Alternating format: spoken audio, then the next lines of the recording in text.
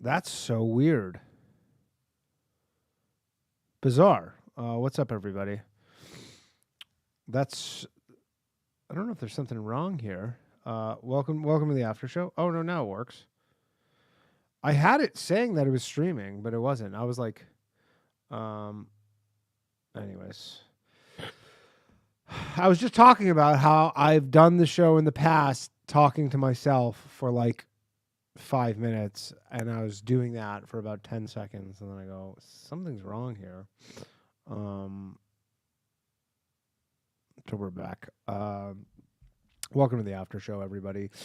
I apologize for taking my sweet ass time, but I was having some sort of technical issue. As always, what else is new? Anyways, the phone lines are open for any of the supporters of the show. If you want to get access to be able to call in or drop links, get the wrench. If you want a wrench, go sign up for patreon.com/lowvaluemail or, excuse me, twitter.com/Danny Jokes. I'm going to put a link thing in, start a Q&A, drop links. So you can drop links in this drop links thing at the top. If you see up there in the chat box, it says drop links. Drop links. That's what you can do. Give me 1 second here while I pull up this thing. I believe the last one we did, I don't think we got to watch a single video. I think we just took calls, which is fine. I like talking to you guys. Nope. Yes. That's the one. That is the one. Here is... On a late September... About the Samson. So we're going to watch a video about the Samson option, because let's seem to be a topic of discussion this evening. And if you are a Canadian and you want to call in and you're a patron, you can do so at the number, the 800 number. But if you're not Canadian, this is one of the very, very rare occurrences where Canadians get any kind of benefit in life. And speak of the fucking devil. Hello. Thanks for calling the after show. Hello, Danny. What is happening? Tony Scarboni. Real quick, I'm working late night on a barge, trying to turn things around, going into the darkness. We're coming out of it or whatever. Okay. Are they back with the film? What's going on with the strikes?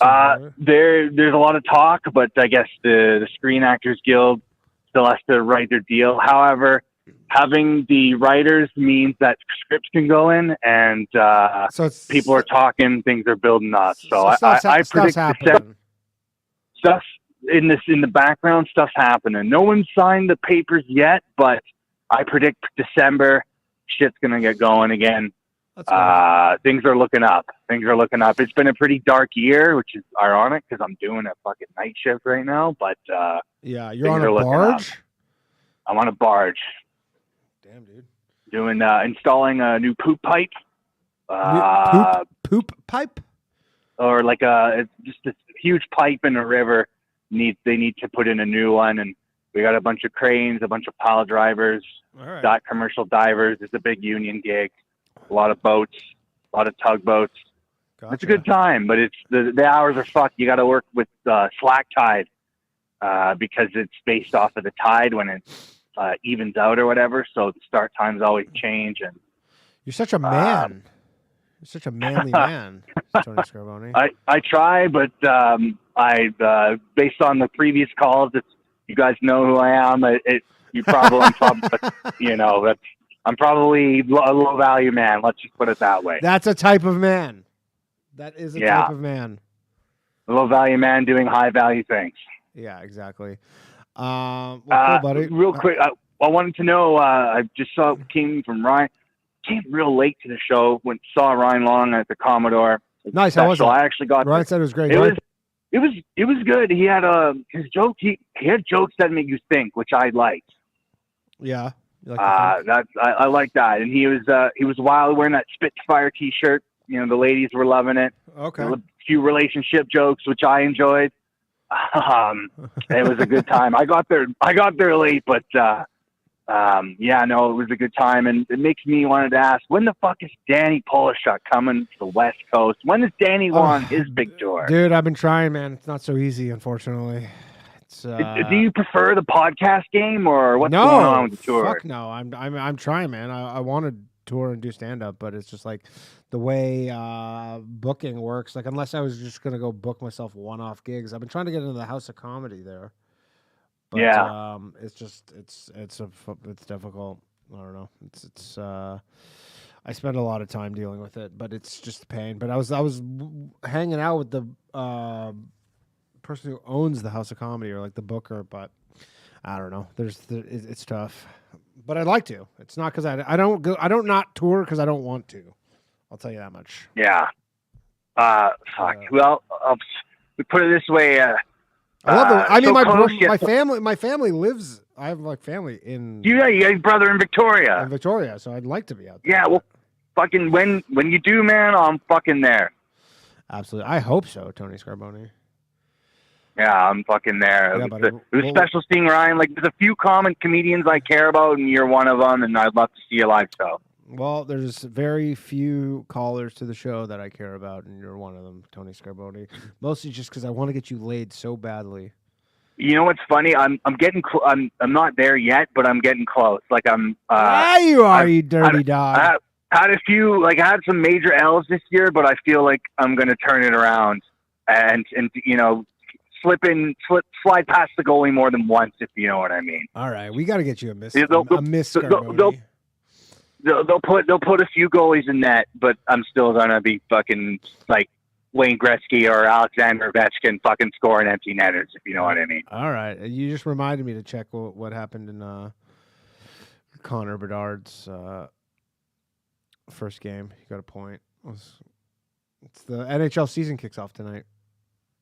Oh shit! Okay, holy fuck! That's I think the Canucks are playing tomorrow too. That's gonna be exciting season. Hopefully he doesn't fucking get hurt, but who knows? Like, yeah, he got an assist tonight. The controversy with Chicago is weird, but hey, man, what's the controversy with their crazy sex crimes? Yeah, all that bullshit. I don't know the details of it, but yes. Yeah. For people who don't know, basically the Chicago Blackhawks had like was it like a coach or a player or something was like molesting all these. I think it was a coach was like molesting all these like players, but like in the NHL, and then they just kind of knew about it and they didn't do anything. Yeah. Anyways, all right, Tony. Well, it was nice chatting with you, pal. For all of those of you who are down and out, keep your head up high, keep your head above water, hold your hand up, and someone will come and pick you up eventually. Yeah, Tony Scarboni, everybody. The wise words. Later, dude. Take care. Good night. Later. All right, everybody, just because I see people calling in. So the phone lines are only open for the after show for if you're a patron of the show, and you can get the number either by signing up on Patreon. It's a different number. It's not the 800 number. Tony only called in on the 800 number because for the reason that it's. But if you want to actually call in, I'm going to post it in the. Sorry, one moment, please. In the Twitter.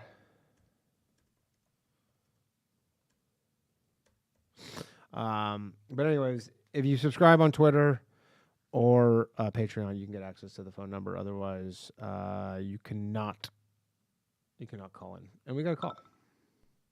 Hello. Thanks for calling the Low Value Mail After Show. Hey, Danny, it's Amir again. Hey, what's up, Aaron? How you doing, buddy? Hey, doing good. Just wanted to give you a little shit, see why you didn't hit me up to come check out the wild animal sanctuary. Couldn't. You know what? Honestly, I'm not going to lie. It 100% was like in my mind to do it, but we went from Telluride and I flew into Montrose Airport, I guess. Oh, yeah. Right? But that's still kind of south of where you are, right? Oh, that's like 6 or 7 hours away. That's off the side of the state, yeah. Yeah, that's what I'm saying, right? I actually like looked to see, like, if it was on the way, we would have 100% stopped there, but it was unfortunately the opposite way, and we drove from basically Telluride to Vegas, and then we drove all through like Utah, and Utah's an amazing state. Very underrated state, very picturesque, but unfortunately was not able to make it. Oh yeah. to Keensburg. But had I been able to make it to Keensburg, I would have. Well, next time. And again, just giving you shit. I was actually back east marrying my niece. You married your niece? That seems illegal. Let me clarify. I officiated the ceremony. Ah, gotcha. I was gonna say, is this like the part of the libertarianism you don't hear about? Yeah, You're so libertarian that you're marrying your niece. Oh yeah, Danny. I was picking up my rental car, and you should have seen the look on the face of the people. They asked, "Are you in town for anything special?" And said the same thing, and it looked at me crazy. Like, no, I know this is Kentucky, but no. I'm officiating the ceremony. Cool, man. You're a jack of all trades, huh? I do what I need to. Do you have like you have some sort of like official like license in order to officiate weddings? How does that work? Yeah. There's a group online. Basically, you can go on and sign up. It's a officiating religion, essentially, that they don't have any kind of official declarations aside from they believe that anybody should be allowed to marry anybody for any reason. Okay. And it's accepted in pretty much all 50 states, so it was good to go. Cool. Nice. Well, that sounds fun. But yeah, unfortunately, missed you. But you're we'll get out there. When's the Keensburg Comedy Festival happening? I'm hoping to get it set up next year. Got a buddy that's setting up a music fest, so we'll get that going first. It'll be the year after. But cool. Yeah, just want to call in and give you a little shit. But right. Do appreciate it. Glad you had a good time in Colorado. And yeah, that area is beautiful. I love Colorado. Yeah, Colorado's that whole part of the country is so nice. It's very you get why people live there for sure. Oh yeah, I mean it's also very empty at the same time. It's great to visit, but there's not a lot going on, unfortunately. But yeah, me and my girl were very much like we were like, yeah, we would live here, but then you're like, yeah, I don't know. In the moment when you're coming from New York City and you're like, man, there's so much about this that would be great to live in, and then you're like, seems like actually talking about living there and then actually living there, I feel like are two very different things. Yeah, absolutely. Well, Danny, have a good night. Appreciate it, buddy. Peace. Aaron the mayor, everybody. The mayor. Aaron, let's see what's going on in the chat. If anybody is owed a wrench, hit me up and I will just either message me on Patreon or Twitter. That's the best way to do it. But if you want a wrench, just DM me on Patreon is the best way, unless you signed up on Twitter for the Wrench Gang. Otherwise, I don't know what they're talking about. What are you guys talking about? Football? Free SBF? Oh yeah, Sam Bankman-Fried. Oops. All right. Again, someone keeps calling, but that's the 800 number is only for Canadians. You have to call the other number. You guys are just talking about football. All right. How are your football teams doing? It's a New York number. Yeah, the number is, I posted it in the Patreon and the Twitter, but you can call. So Reagan says no NHL player is getting molested. It wasn't molested, but it was like something like that. I don't know. We're not going to get into it, but it was something like that. Chicago Blackhawks, like, I don't want to say molested, but it was like in that thing. Anyways, if you'd like to, you can drop links in the link channel. If any links that we should watch, I'm gonna, people are putting questions in the questions channel, but it's not a questions channel. It's a links channel, but I guess it could be a questions channel. I don't know. How'd your eyes get like that? I don't know. That must be Laura. Thanks, Laura.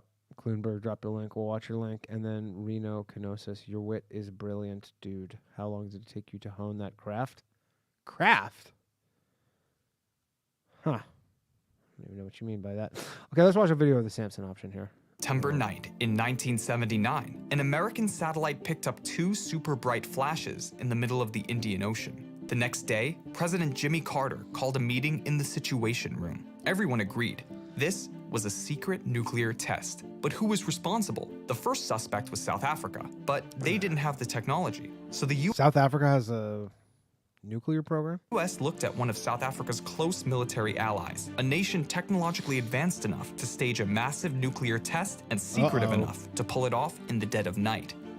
Israel. Secretive. There was just one problem. Nobody knew for sure whether Israel even had nuclear capabilities. And this is still true today, even though the whole world assumes they do. Wait, nobody knows if Israel has nukes? Is this true? Israel will neither confirm nor deny it. But why? There's a Hebrew word for Israel's nuclear policy, amimut. It basically means deliberate ambiguity. Experts guess that Israel has between 80 and 400 nuclear warheads today, but nobody knows for sure. Israeli leaders have always been quiet about their nuclear ambitions. A strong military defense has been the cornerstone of Israel's survival since its creation in 1948.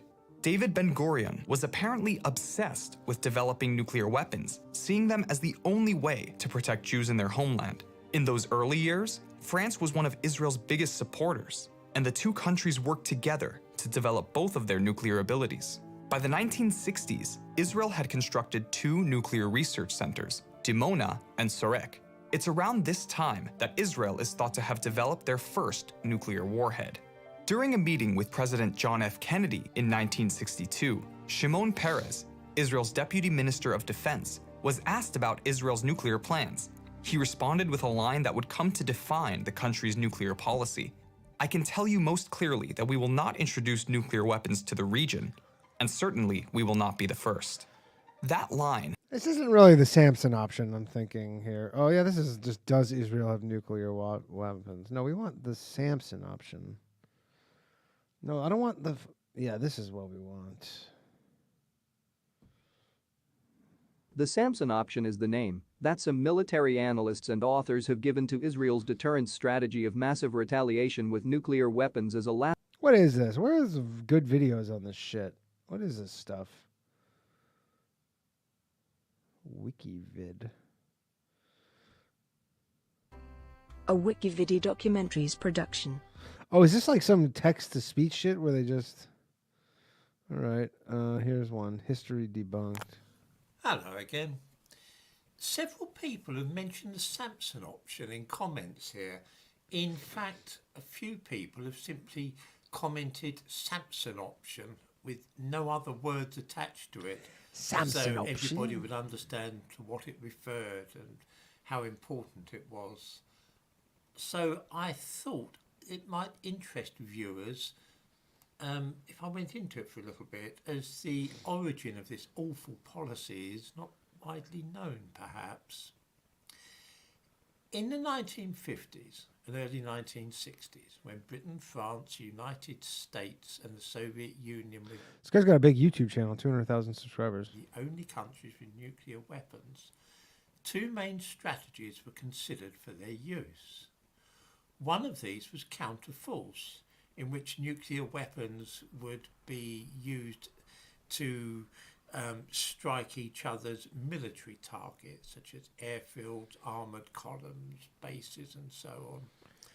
The other method was counter-city strikes, in which you lob hydrogen bombs at your enemy's cities and hope this causes them to surrender. Britain didn't have enough nuclear weapons at that time, and I'm talking now in the 1950s, for them to be a serious player at nuclear war. They would soon run out, so they couldn't really play the Russians at counter-force.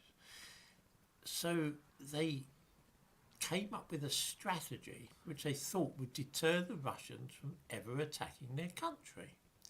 This was known as the Moscow option. Few people seem to have heard of the Moscow option, which is mentioned in a briefing paper to which I provide a link in the description to this Let's video. speed this guy up here. The Moscow option was brilliantly simple, although almost guaranteed to bring disaster to the entire world if ever used. The British decided that they didn't need masses of nuclear bombs. All they needed was to ensure that they could destroy Moscow. This is why Britain has for over 50 years always had a nuclear submarine on patrol, armed with missiles aimed at Moscow. Even when the Ivans had... Sorry, is this true that Britain has nuclear submarines with missiles aimed at Moscow all the time? Or is this anti-ballistic previous? missile system protecting Moscow, the old Galosh missiles, which have been retired now. The British made sure they could launch enough missiles to overwhelm that system and make sure that at least one would penetrate the defences and destroy Moscow. In this way, it was thought that the Russians would never attack or try to invade Britain because the price would be too high. It would mean the loss of their capital city. Of course, the drawback to this strategy for everybody was that if Moscow was to be taken out by a nuclear weapon, the Russians would then fire their weapons randomly all over Europe and probably at America too, not being sure who had actually destroyed their city. It would be impossible for them to work out who had obliterated Moscow, and they'd very likely treat any ally of Britain as being equally responsible. In other words, if Britain ever used the Moscow option, then it would almost certainly precipitate a worldwide nuclear war. The British knew this and felt pretty sure that this anxiety would stop anybody in Russia from harming Britain in the first place. Of course, the real purpose of this policy was to discourage American isolationism. If the Americans ever felt like withdrawing from Europe or abandoning Britain, then this would make them think twice.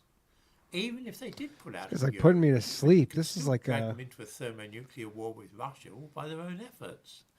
It was a form of nuclear blackmail, which forced America to do its best to ensure that Britain was never put in that position. One country in particular was enormously impressed by this dreadful scheme, which effectively threatened the entire world with destruction just to keep Britain safe. Israel called their version of the Moscow option the Samson Option. The reference is, of course, to Samson in the Bible. It will be recalled that he was captured. So it's by actually the Philistines, British that invented this shit? blinded, had his hair cut, which took his strength away, and kept a prisoner for years. Of course, in the course of time, his hair grew back with it his strength, but the Philistines kind of forgot this. One day when they had a big festival, they brought Samson out to mock him. His strength may have left him when Delilah got somebody to cut his hair, but it had now returned. He pulled down the pillars of the building in which the feast was taking place, thus killing himself and his enemies at the same time. This ties in, of course, with what is sometimes called Israel's Masada complex. I don't know if anyone's heard of this. At the fortress of Masada near the Dead Sea, the Jewish defenders killed themselves and their families rather than be captured by the Romans who were besieging the place. I think it's like the story of Hanukkah. It has been vowed that this will never happen again. There's a popular saying in Israel, Shenit Metzada Letipol, which means Metzada shall not fall again.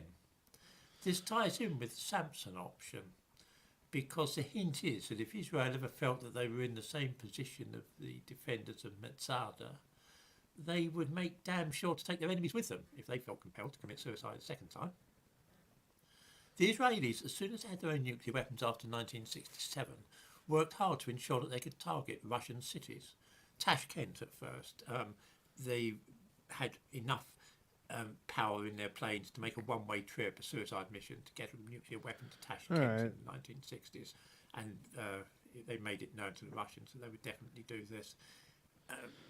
The reason for this was that the Russians were arming Syria and Egypt. There was a time in 1973 when it looked as though Israel might fall.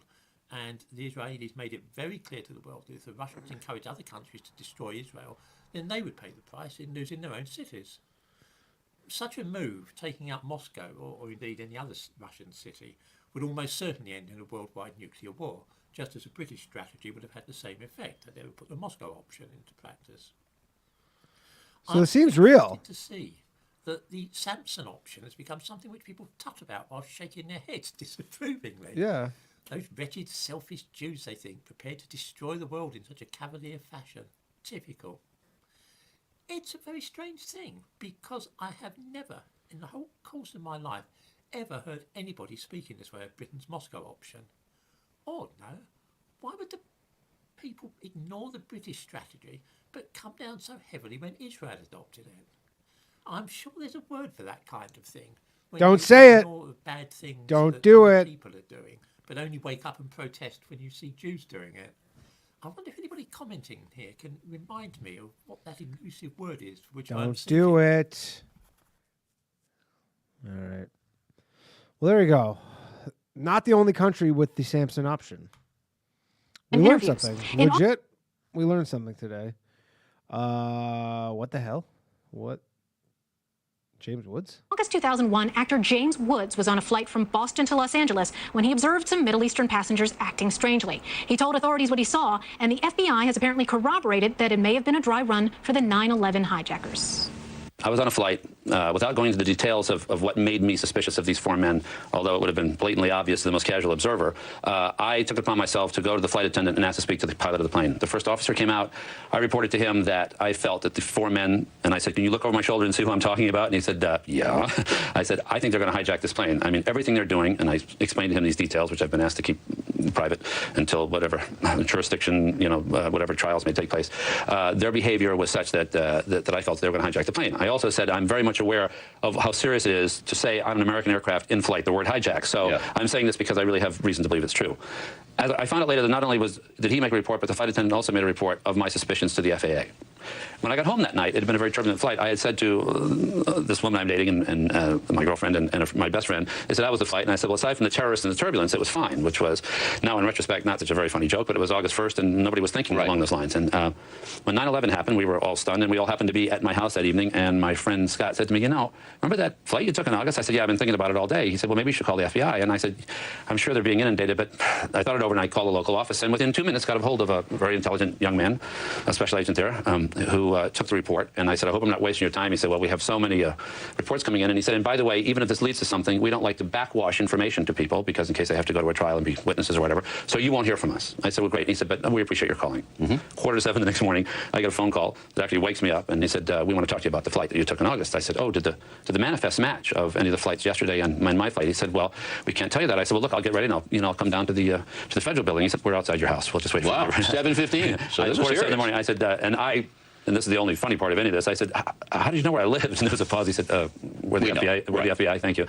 So they came in, and I said, look, I'm dying to know, were these the guys? And he said, well, we've had 36,000 tips in one day, and there's two of us, and we're going to be at your house all this morning, so you can do the math, but we can't tell you, So since then, I have identified for sure two of them as two of the terrorists, who actually were not on Flight 11, but one was on Flight 175 and one was on Flight 77. And I've been told unofficially, not by the FBI, but by someone else in actually a higher level of government, believe it or not, just through a coincidence, through a mutual friend, that all four of them were terrorists involved. That is unbelievable. So it was basically a rehearsal what these guys were doing. Right, but what's significant about this is that it was a rehearsal with four men, and I can't say it as a fact that they were the four, but I've been led to believe, without going into details of how, that they were on different flights. So the notion that they were separate cells, and this is tricky territory, but I think in the Moussaoui trial there's going to be some contention that, he was a soldier and didn't know what was going to happen until he stepped on the plane and then decided in a fit of good conscience not to be a terrorist anymore.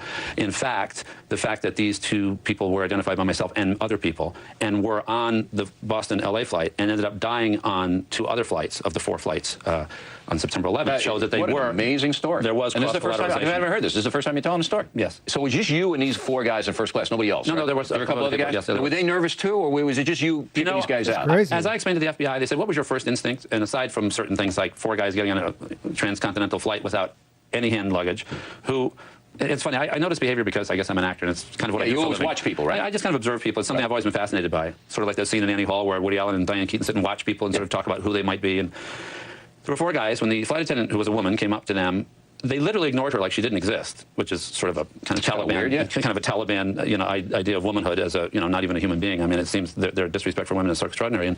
And they didn't order alcohol, and they said to me, what did you think these guys were? I said, well, I thought they were the four law enforcement officers or four terrorists, in that they had that thing that guys who are undercover or on a mission have between each other, and it's impossible to explain. Well, you're lucky. Well, you're absolutely lucky that they didn't decide to do it a month before. By the way, one thing I must clear up that has been sort of misreported in the press. I did not report this to the FBI before September 11th. Right, just the FAA. And it was only done by, as I understand it, the flight crew, as I've been told later. And, you know, there are people who love to take pot shots. I can't tell you. Why? I mean, I think you did the right thing. Well, no, but they'll say, oh, you told the FBI and they didn't do anything. That's completely and utterly wrong. About those pinheads. No, but, I mean, you did exactly the right thing. No, but I mean, you know, if you worked with these people, as I have, they are incredibly dedicated people. And it's just something I want to go on record as saying. I've had nothing but great experience with them. In some of your interviews, you have been very hawkish against the terrorists. I mean, probably the most outspoken Hollywood guy. And you used the word towel heads one time. Did you take a lot of heat on that? Maybe, but I don't pay attention to heat. I mean, I don't explain, and I don't complain, and I don't. But to say that in a pejorative way, would you have taken that back? Well, I do think at times when you feel passionate about something, there are times that all of us, I'm sure you have, and I know I have. Oh, I think Bill O'Reilly has maybe popped off a couple times. Get out ahead of my brain a little bit. And by the way, clearly I would not want to hurt anybody's feelings. But on the other hand, it's not like after thousands of incidents of terrorism in the past 20 or 30 years that, you know, we have to worry a lot about like Swedish terrorists. Okay? That's right. I mean, so the bottom line is, you know, I think of the energy that a lot of people in the Muslim world, and there are, I'm sure, extraordinary people in that world, if they put that energy into policing their own, as much as they are criticizing politically correct or incorrect gaffes like I made, that maybe would be all a lot better off in the world. I mean, it reminds me of those people who lived in Dachau who, you know, were shocked at the end of the war to find out that there was, you know, what that black smoke was coming from those chimneys 100 yards from their house. You know? They don't want to know the truth. Mr. Woods, we appreciate you coming in. That is really some story, though, about the people, the hijackers on the plane. Crazy. I never knew any of that shit. Who knew? I had no idea. All right, good. Who was responsible for this link? That was Kluenberg. Good shit, dude. That was a good one. Copy link address. All right, next one up. Again, if you got a wrench, if you don't have a wrench and you want one, let me know. Not cool.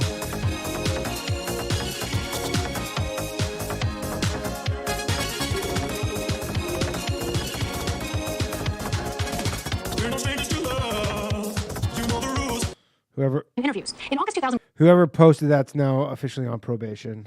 That's Reagan Foster. You are on probation, pal. I appreciate that you probably couldn't help yourself. I do. I appreciate it. All right. All right. What's this one? This is. Listening to Ben and his arguments, he would probably try to tell you that. Oh, it's from the Goob show, everybody. If you want to go give the Goob a follow if you don't on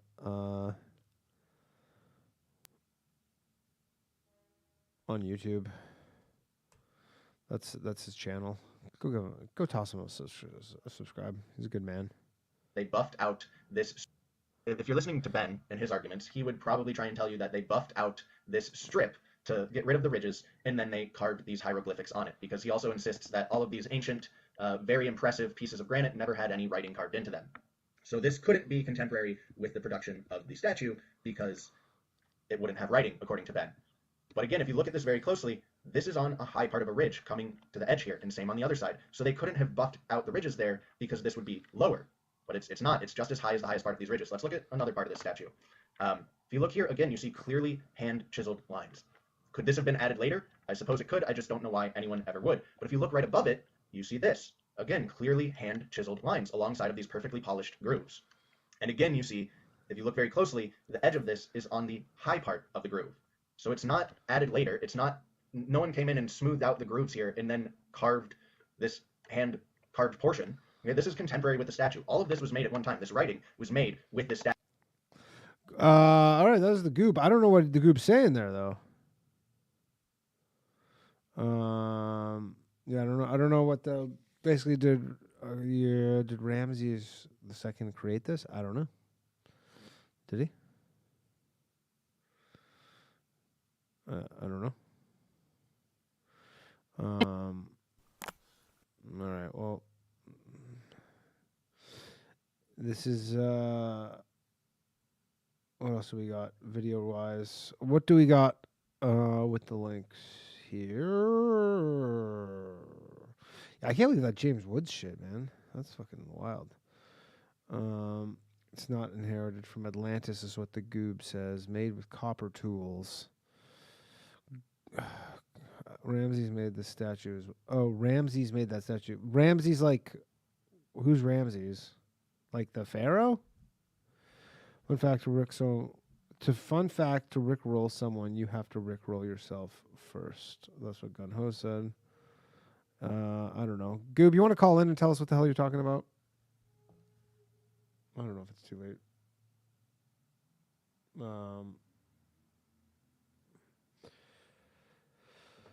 I don't know what Goob's on right now.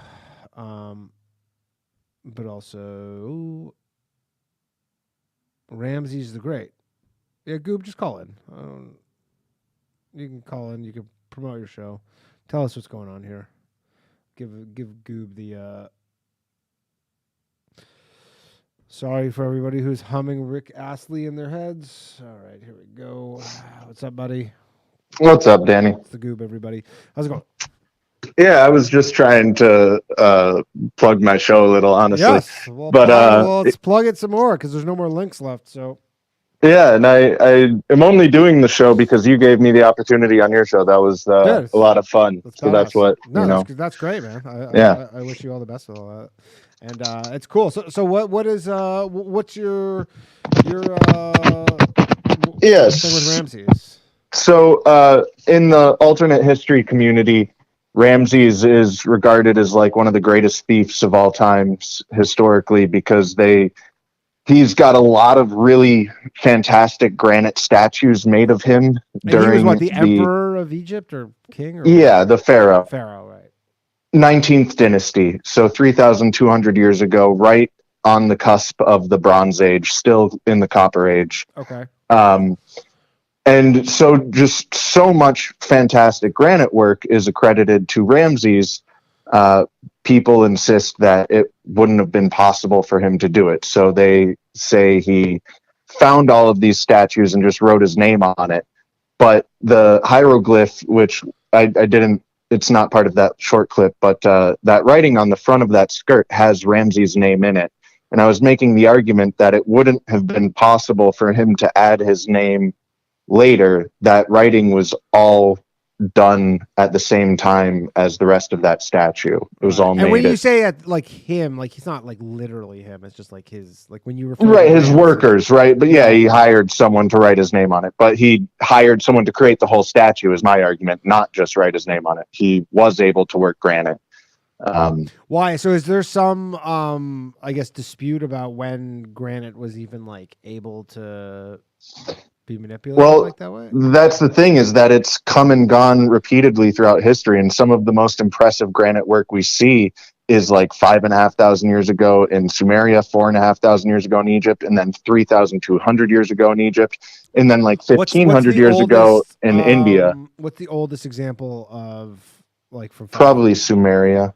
Like Sumerian, like if I just granite about 5,500 years ago. Yeah, they had some beautiful giant granite lions and other things that they carved. They're in museums still. Is this right here? Is this the ones I'm looking at here on Future Unity? I'm not watching you because I'm talking to you, but yeah, it's all good. Yeah, I'm looking at some carvings. But it kind of looks like a lion's head. But yeah, it's interesting because Ben on Uncharted X has made the very, very convincing case that there was high tech way back, in the ancient past with these vases that are technically perfect. They're more perfect than things we create today, generally speaking. And they're in granite and diorite and very hard stones.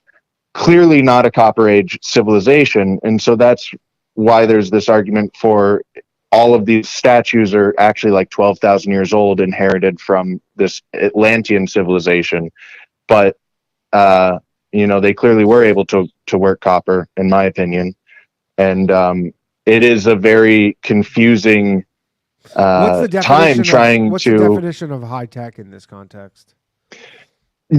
More than a Copper Age. So the ability to create perfect vases and other stoneware, with perfectly flat surfaces, perfectly round surfaces, etc., and not just like kind of perfect, like actually perfect, which is Right. you know, yeah, Like if you were have like a clearly not made with hand tools. yeah, like if you had like a die like pressing something out or something like Even more perfect than that. Like I was saying on your show a month ago, they're within microns. They're within, you know, fractions of centimeters and millimeters. right. And so I guess that's I guess the case for these like I guess high tech. Do you have any theories on what that technology is? Does anybody? No, but we see a parallel to today with like UFOs, because there's UFOs flying around and no one has any idea who's making them or how they're made or anything like that.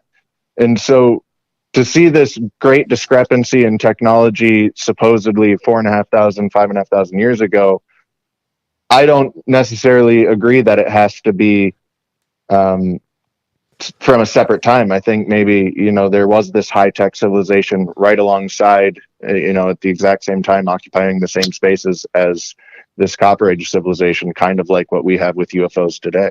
Yeah. Whatever happened with the UFOs from Peru or whatever?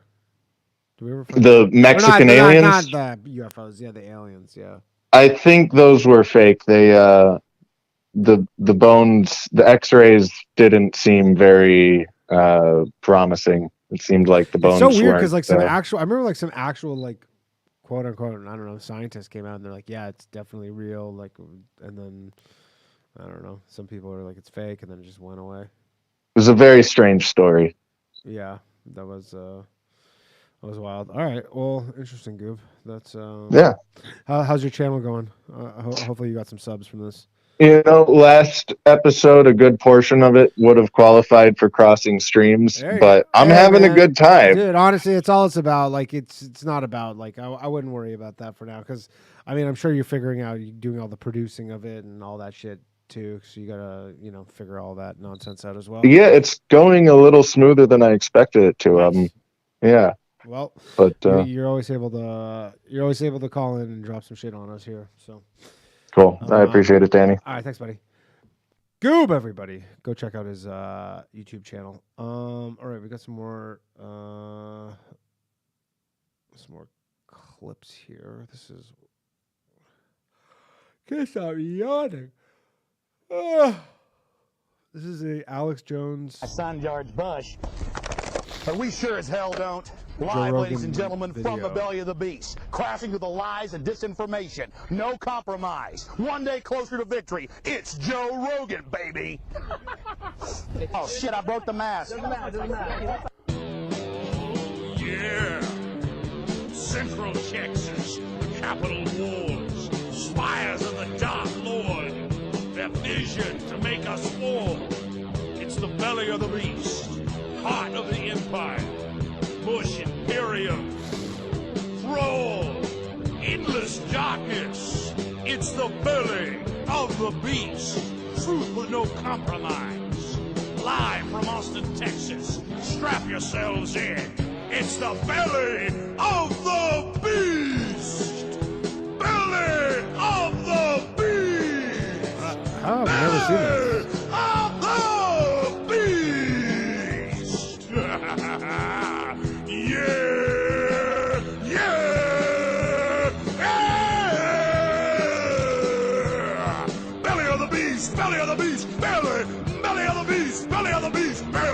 Central Texas, belly of the beast.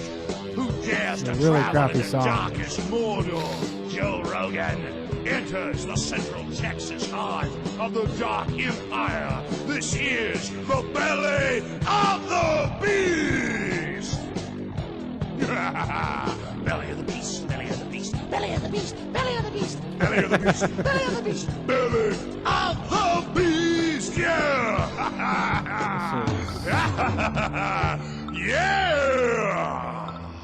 All right, we got a call. Let's take a call. I kind of figured where that was going. Hello. Hello. Hello. Well, that's weird. Picked up, but it's just stuck at zeros.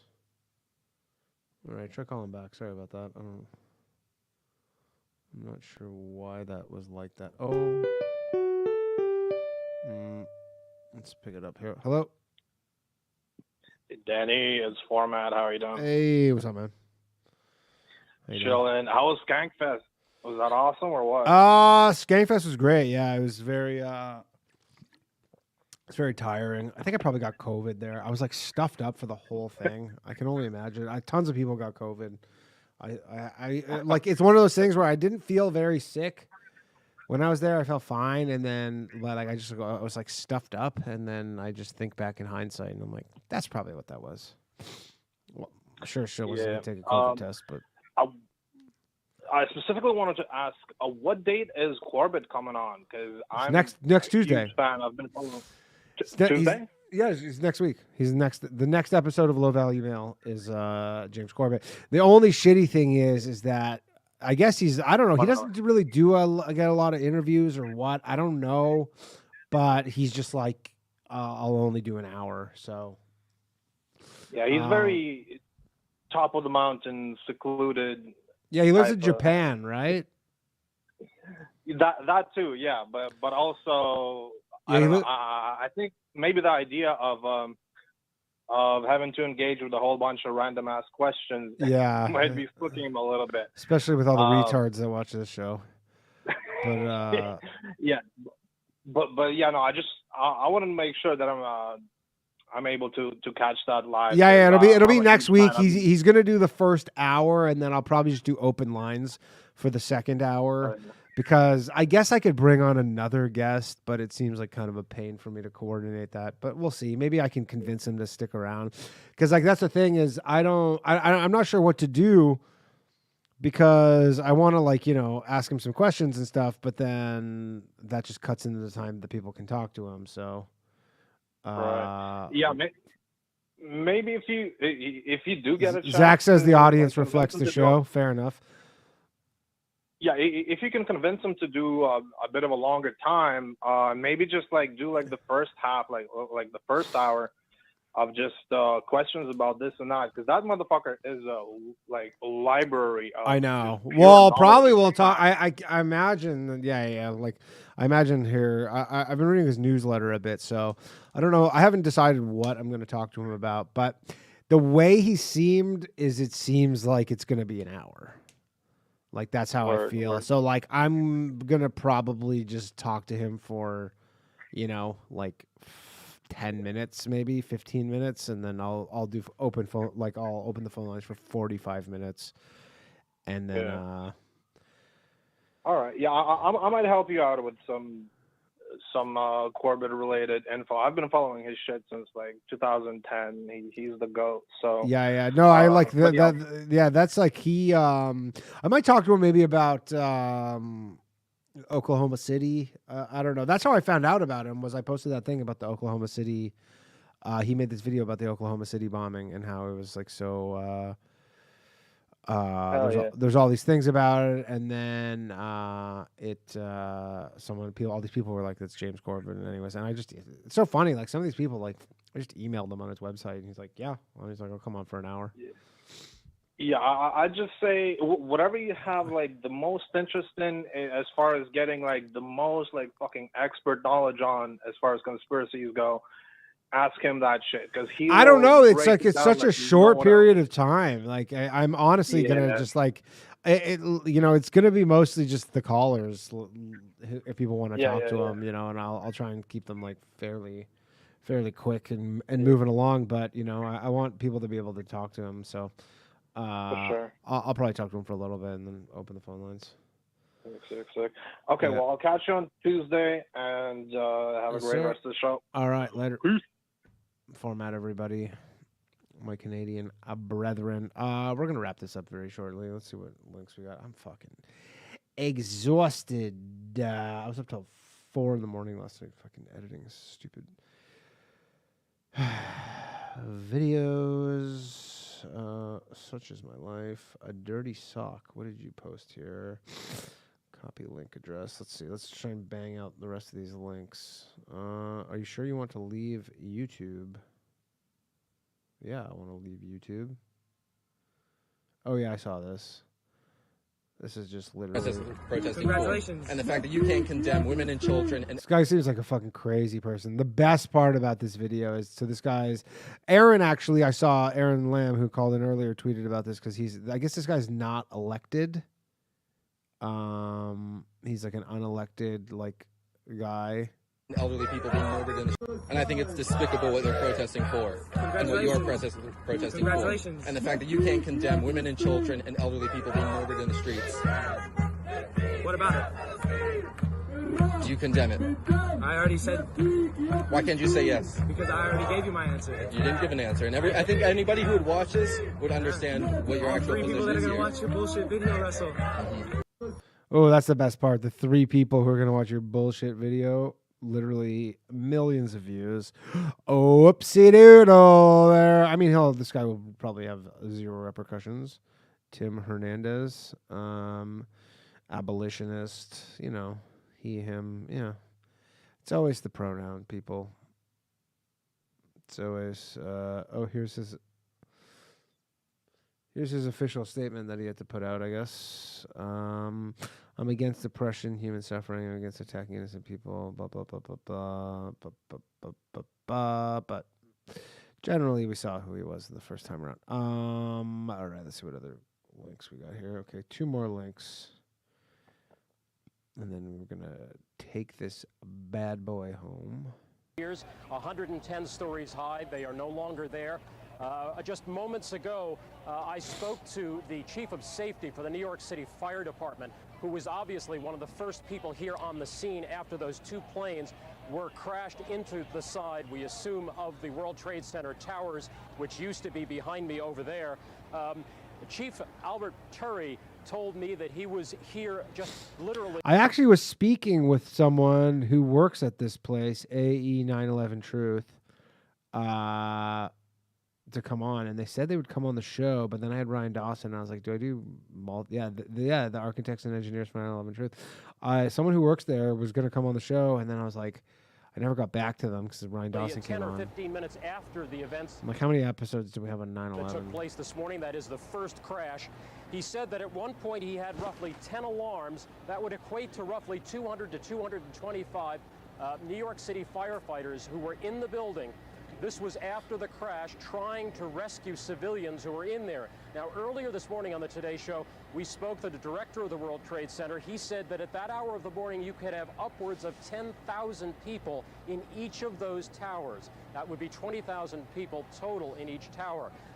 The chief of safety, as I said, chief safety of the Fire Department of New York City, told me that shortly after 9 o'clock, he had roughly 10 alarms, roughly 200 men in the building trying to effect rescues of some of those civilians who were in there. Where we got another caller here.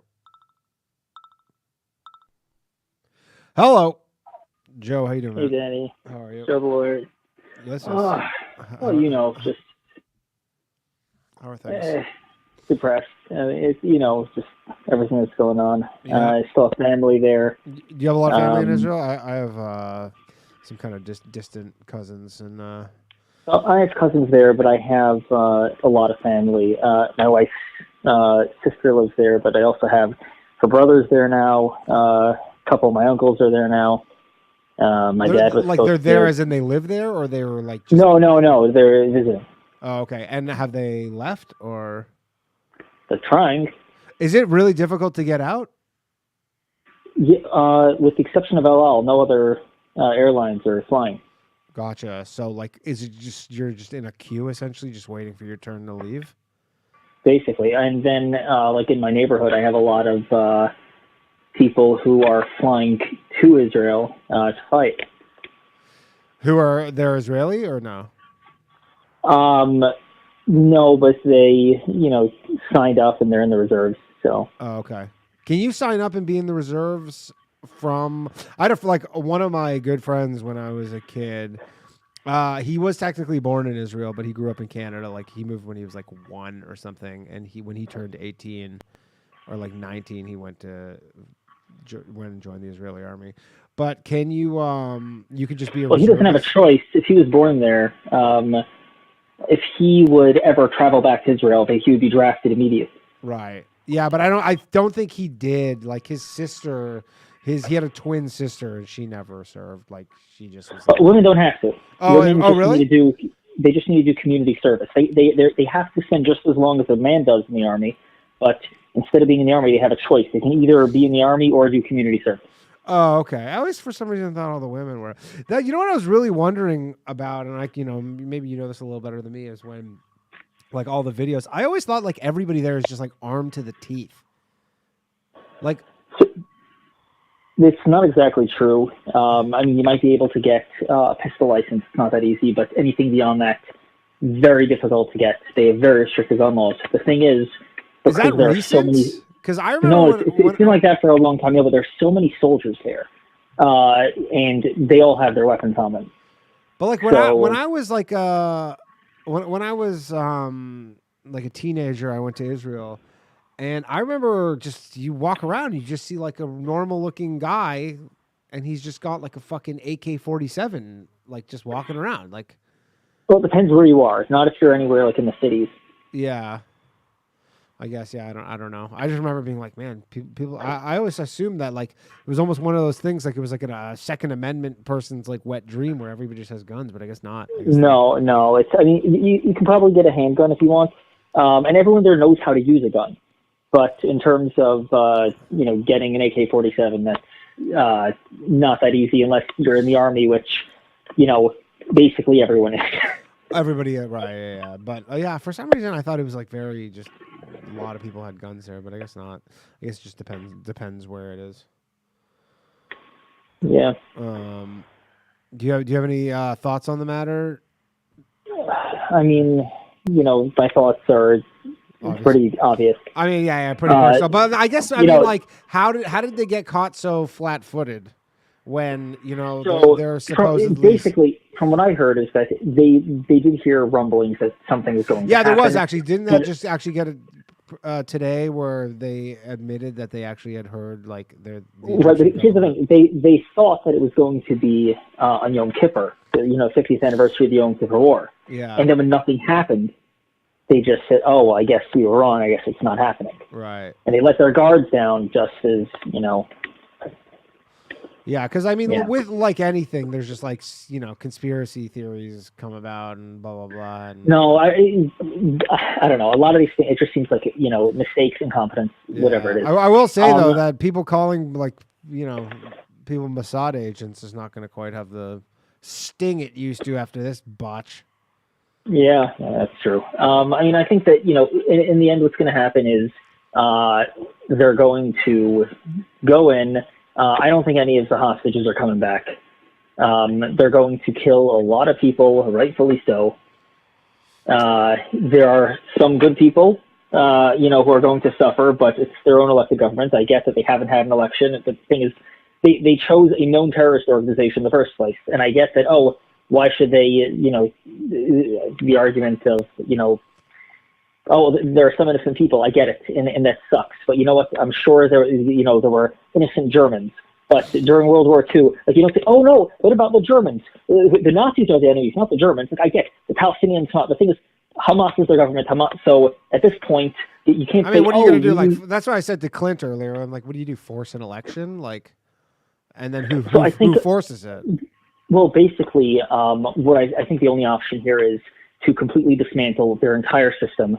And remain like right now, Israel, they're not occupying. They're going to have to. They're going to have to stay. They do, exactly what the Americans did in Japan, and basically rebuild their entire system of government and stay there for decades, probably. Jesus. That's the only way to ensure that you can, I guess, mold them in your image. Like, that's what we did to the Japanese. We had to alter their entire society and turn it into something that wouldn't try to fight to the last man and kill us.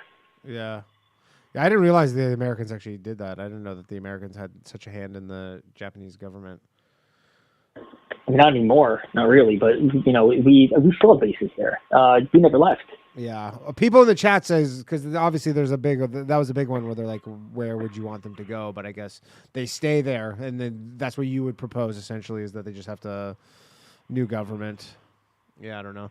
Seems like this is like an impossible situation for in perpetuity. Yeah, the thing is, we've tried getting rid of them before, in terms of like just taking, like we asked Egypt, just take Gaza, just take the whole thing. They're your problem. Just annex that. Like, we're giving you the land, take it. And they said no, they don't want it. We tried giving the West Bank to Jordan. They weren't interested. They in fact, they expelled whatever Palestinians they had in their own land. Yeah, nobody really seems to want them, huh? And things, everyone makes the whole, like, here's the thing. They're on the borders of other countries, like, they're on the border of Egypt, too. Egypt isn't even supplying them with electricity. We are, for some reason. It's... Yeah. I don't know. Yeah, this is literally never going to end.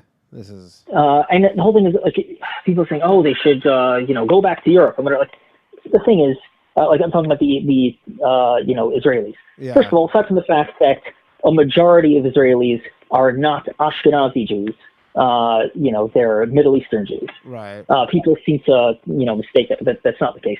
And second of all, when my grandfather was living in Poland before World War II, constantly had people telling, go back to Palestine, go back to Palestine. That Jews were not considered part of your... And at this point, we have a homeland. But we're not going to leave. It's not going to happen. I mean, again, it's the same argument that people have with, like, all the anti-colonialists with, like, they're like, yeah, they're just decolonizing. And then you're like, well, you live in America or you live in Canada. You're like, just like America's, like, as much as we want to, talk about decolonizing, you're like, we're not actually giving them their land back. Like, as much as anybody says, like, oh, the colonizers in America, you're like, but nobody actually thinks that, like, we're going to just give them the land back. And the thing is that, religion aside, the Jews actually can claim, much more than America, that, a right to live there. There's archaeological evidence dating back thousands of years that show that it is our land. Yeah. I mean, I'm sure they were there too, but it's just, we're at where we're at, unfortunately. Yeah. It's like we're at. I'm sure they, maybe have some sort of claim to it too, but unfortunately, they're just like, that's where we're at. And the main issue, or a large issue, is, I could be wrong, but I believe it's the case, is that, like, Hamas's charter is literally like, we have to kill every Jew on earth, and you're like, okay, well, it's a tough spot to start negotiating, but. Yeah. I mean, you can't like, if their whole charter is, it's not just to kill every Israeli, it's to kill every Jew. Yeah, and you're just like, well, this is not a good negotiating point, Yeah, and then you had like Sydney, that you saw that video. Yeah. They weren't saying gas the Israelis; they were saying gas the Jews. Yeah, of course. It's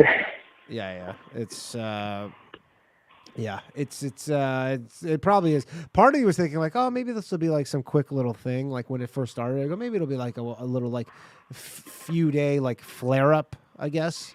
Where it's like that sometimes happens, where there'll be like a little thing, and then they'll, like, and you're like, nah, this is gonna be a while.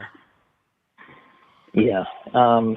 It's just I keep saying it's very, very disturbing. I've been trying to do my part, donating. Yeah.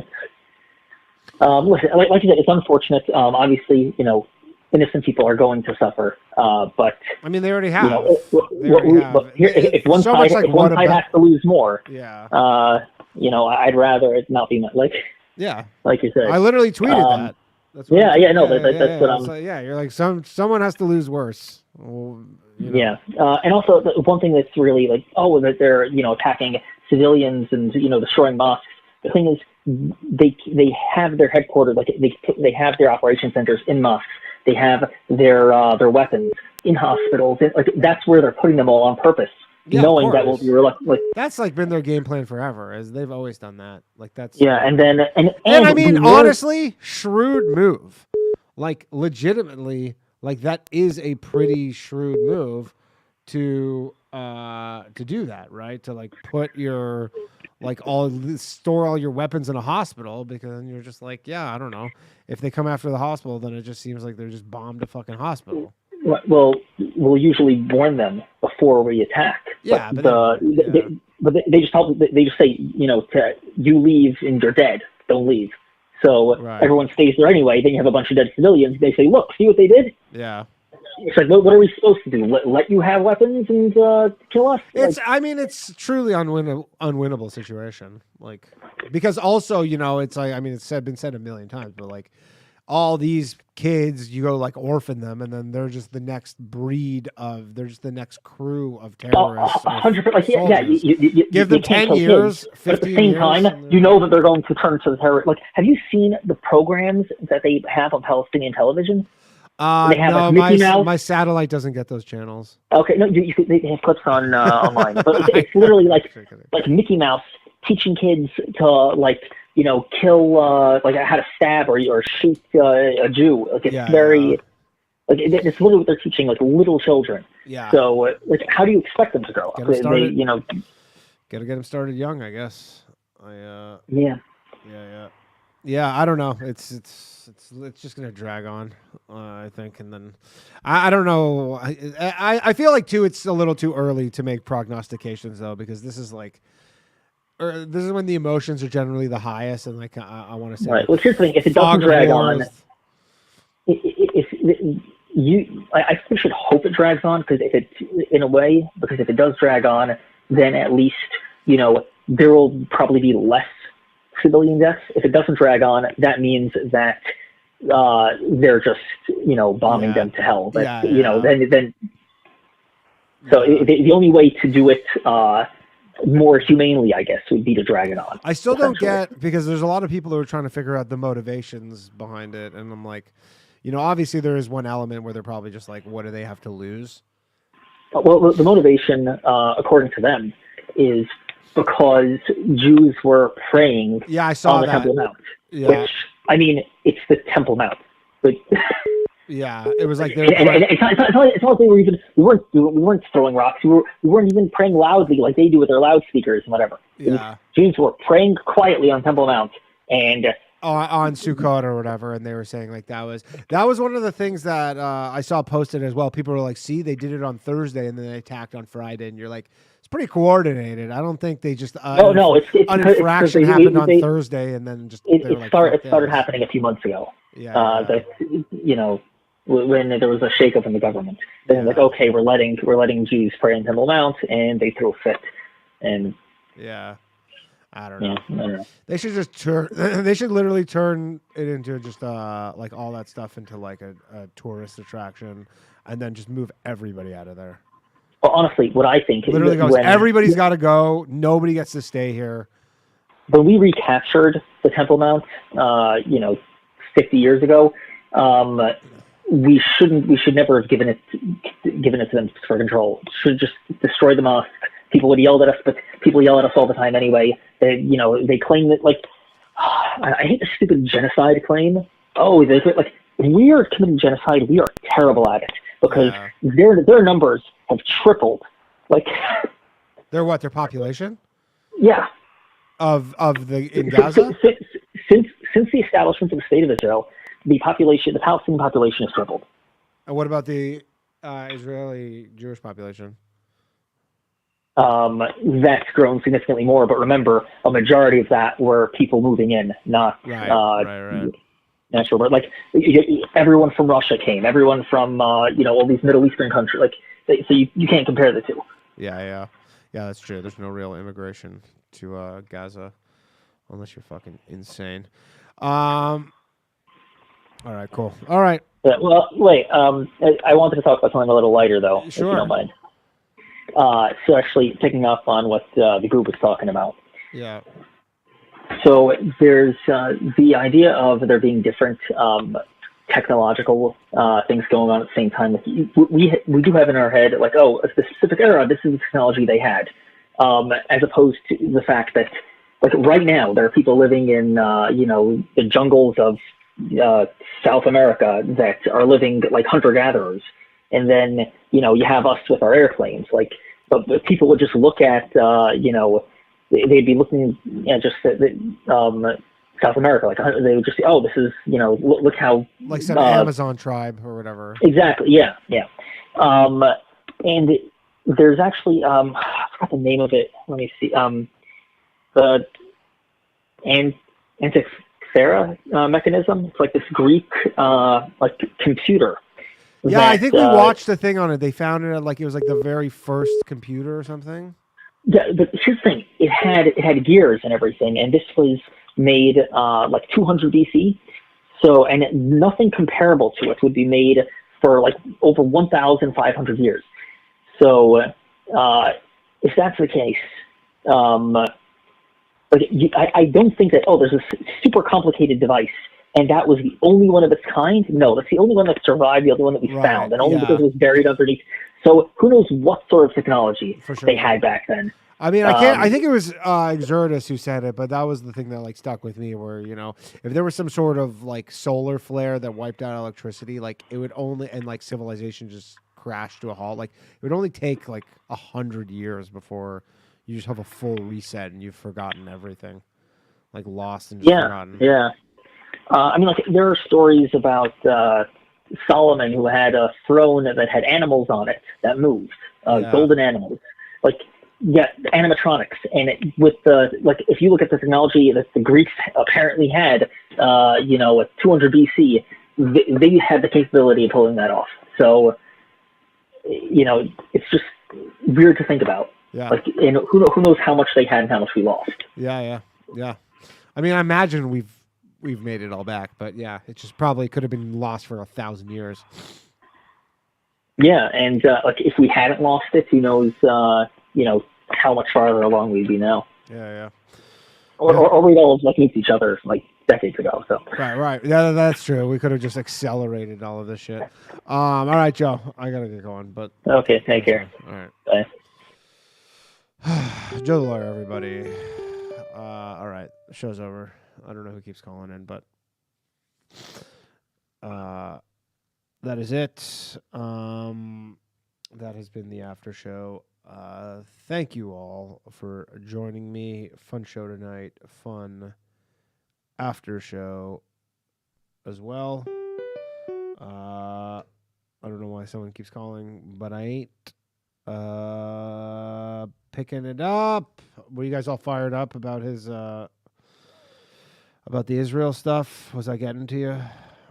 I don't know. I feel like I give pretty good airtime to pretty much everybody's opinions. I don't see why I can't have. I don't know if Joe ever enters the chat. That's a good question. That is a good question. But I mean, I've had much worse opinions on this show. For those of you, I don't agree that they're bad opinions, but I mean, I'm sure some of you don't like them. But that's the show. All right, new episode of the Bathhouse tomorrow night, 10:30 p.m. And we'll be back to James Corbett next week on Low Value Mail. All right, good night, everybody. I gotta get going.